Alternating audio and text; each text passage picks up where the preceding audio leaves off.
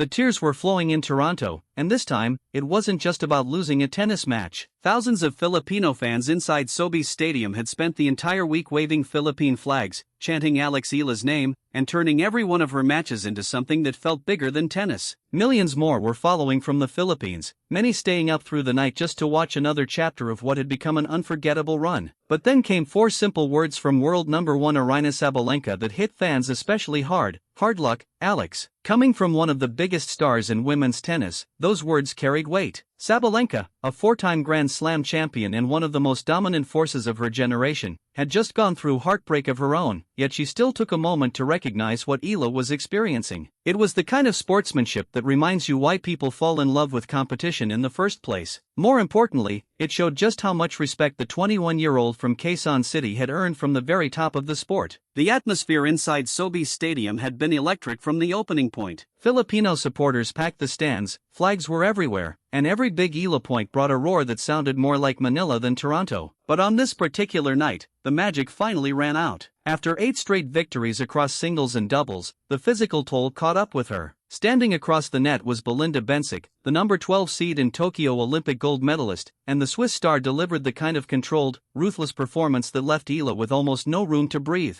Bencic won 6-4, 6-0, ending Eala's 7-match singles winning streak and knocking her out in the round of 16. The scoreboard looked rough, especially that 6-0 second set, but the numbers explained what was happening underneath the surface. Bencic won 57 total points compared with Eala's 36. She converted 3 of 6 breakpoint opportunities, while Eala managed 2 breaks from 4 chances in the opening set. Bencic's serve was sharp, her placement was precise, and she repeatedly used the next ball to take control of the rally before Eala could settle in. The first set turned at 4-all. Eala was serving and trying to keep the pressure on when Bencic produced a perfectly timed lob over the charging Filipina to earn the crucial break. Earlier in the sequence, Eala had a look at an open court but sent her forehand back toward Bencic instead of into the empty space. Against an Olympic champion, chances like that disappear in a heartbeat. Bencic took advantage, grabbed the momentum, and never really gave it back. Once the second set began, the match got away from Eala fast. Bencic jumped out to a double break advantage and started unloading from the baseline. Her shots were clean, aggressive, and deep. Eala kept trying to fight, but for maybe the first time during this incredible stretch, she simply didn't have another gear available. The legs looked heavy. The reactions were slower. That relentless energy that had carried her through 8 consecutive matches was finally running on empty. And to understand why Sabalenka's message meant so much, you have to go back to what happened just days earlier. During Eala's third-round match against Katie McNally, she hit a forehand in the second set and came down awkwardly on her right ankle. It rolled underneath her, and she immediately needed the trainer. Eala later explained that everything happened so quickly that she initially wasn't even sure how bad it was. She had landed wrong after the forehand, called for the physio, and tried to figure out what had happened while the medical staff worked on her ankle. The trainer strapped it with bandages as the crowd watched nervously. But Eala didn't quit. Even with the ankle bothering her, she fought her way back into the match, surged to a 3-1 lead in the deciding set, and eventually finished the battle after 2 hours and 39 minutes. Afterward, she described it simply: she had survived that one. Survived was probably the perfect word, because by then the physical workload was becoming impossible to ignore. Eala acknowledged afterward that the match had pushed her hard physically. She also recognized that having so many matches under her belt could be both a blessing and a challenge. For a young player climbing the sport this quickly, learning how to manage the body through demanding stretches is part of the process. And this stretch had been brutal. Over roughly 2 weeks, Eala had played 8 consecutive matches across singles and doubles. She had flown from Washington to Toronto after capturing her first WTA title, then played 4 matches in only 5 days after arriving in Canada. The ankle injury apparently wasn't considered serious, but when you combine even a minor physical issue with travel, recovery, long matches, and very little downtime, it can absolutely affect movement and explosiveness. That's where Sabalenka's message takes on another layer, because the world number 1 wasn't speaking from a comfortable position. Just hours before Eala's defeat, Sabalenka had suffered a crushing loss of her own. Ekaterina Alexandrova stunned Sabalenka in the 4th round of the Canadian Open after a battle lasting nearly 2.5 hours. Sabalenka dropped the opening set, fought back to force a deciding set, and then found herself trying to survive against Alexandrova's aggressive shot-making. At 4-5 in the final set, Sabalenka saved 2 match points. But on the third, a double fault brought the match to a heartbreaking end. Suddenly, the world number 1 and the rising Filipina star were leaving Toronto in the same round. Sabalenka had been trying to build momentum heading toward her US Open title defense. Instead, she was dealing with disappointment just like Eala. She could easily have focused only on herself, but she didn't. She turned her attention toward the younger player whose run had captivated fans throughout the week and offered those 4 words, "Hard luck, Alex." For Eala, that acknowledgement had to mean something. She has spoken admiringly about Sabalenka before, even joking that if she could steal one part of Sabalenka's game, it would definitely be the serve. Now she was receiving encouragement directly from the world number 1. That wasn't just sympathy, it was recognition. Eala had reached the point where the biggest names in women's tennis were paying attention. And there's another remarkable detail behind the connection between these two players. Over the last 4 tournaments they had both entered, Eala and Sabalenka reached the exact same stage each time. At the Italian Open, both went out in the round of 32. At the Berlin Open, both made the semifinals. At Wimbledon, both were eliminated in the 4th round. And now in Canada, both exited in the round of 16. Obviously, that doesn't mean Eala and Sabalenka are suddenly identical players or at identical stages of their careers. Sabalenka's resume speaks for itself. But the pattern gives you an incredible snapshot of how rapidly Eala has progressed. She has won 10 of her last 11 matches dating back to Wimbledon and climbed to a career-high ranking of world number 20. Not long ago, she was still discussed primarily as a talented young prospect from the Philippines. Now she's putting together tournament results that line up with one of the most accomplished and consistent players on the WTA Tour. If Eala can maintain anything close to this level over the long run, the idea of reaching the top 10 doesn't sound nearly as far-fetched as it once did. But rankings only tell part of this story. What happened in Toronto was about something deeper. A nation was emotional, but those tears weren't only about disappointment. They were tears of pride, gratitude, joy. For nearly 2 weeks, Eala had given Filipino tennis fans a ride they'll never forget. Just 1 week before Toronto, she had made history in Washington by becoming the first Filipino player to win a WTA Tour-level singles championship. And she didn't get there by taking an easy road. During that incredible run, she battled through a lineup loaded with elite talent, including Olympic gold medalist Qinwen Zhang, defending champion Leylah Fernandez, world number 10 Aryna Sabalenka, 4-time Grand Slam champion Naomi Osaka, and world number 3 Jessica Pegula. That championship made her the first Filipina to win a WTA singles title, pushed her to a career-high number 20 in the world, and sent a clear message to the rest of the tour: Alex Eala was no longer somebody you could overlook. Then she arrived in Toronto, and Eala mania followed her across the border. Her first-round match reportedly sold out in less than 30 minutes. Tournament organizers eventually had to move her onto center court because of the demand, with estimates suggesting she was responsible for moving thousands of tickets. Everywhere she played, Filipino fans showed up in force. They brought the flags. They brought the chants. They brought a level of noise and emotion that made her matches feel like home games thousands of miles away from the Philippines. So yes, losing 6-4, 6-0 to Bensik hurt. Yes, that second set was difficult to watch. And yes, after everything she had already accomplished, fans desperately wanted the run to continue. But as Eala walked off the court, Toronto reminded her that one loss wasn't going to erase any of it. The Filipino supporters stayed on their feet. They cheered for her. They celebrated her. Eala turned toward the crowd, waved, and blew kisses back into the stands. The tournament run was finished, but something much bigger was becoming impossible to deny. Alex Eala had captured the attention of the tennis world. She had won a historic title, climbed to number 20, battled through exhaustion and an ankle scare, brought thousands of Filipino fans into stadiums, and earned public encouragement from the world number 1. And maybe that's why those 4 words from Sabalenka landed so differently. Hard luck, Alex. Because underneath them was another message entirely. You belong here now.